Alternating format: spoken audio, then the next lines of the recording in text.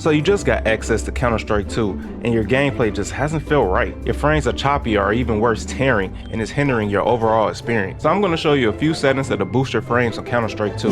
So the first thing you're going to want to do is head over to your video settings, and you want to make sure that your game is on the correct resolution for whatever monitor you're using.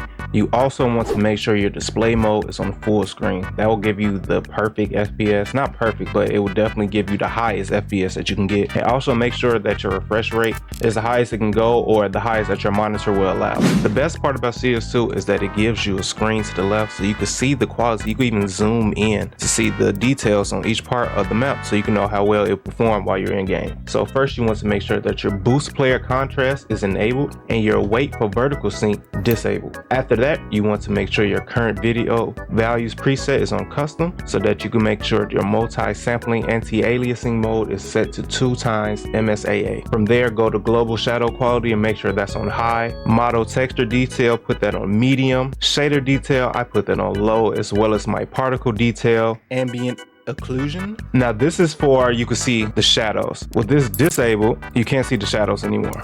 Now I set it to medium so I can still get somewhat of a shadow, and I don't want my frames to drop any lower, but this all, you know, depends on the user. For me, I would say put that on medium. High dynamic range, we want to put that on performance. If you want to, I did have it on quality because I want to get the, you know, full experience of how this beautiful the game look. Recently I put that on performance because I want the frames. Fidelity FX super resolution, you could put on performance if you want the highest frames, but as you can see, it starts to look a little wonky. So I would say do ultra quality. If you want to go more quality, you know, keep some of the quality and at risk of the frames, disable it so it can get as highest quality as you can see. But for me, I'm going to go ultra quality. Either ultra quality or quality is something that you should consider using. For the NVIDIA Reflex low latency, keep that on enabled.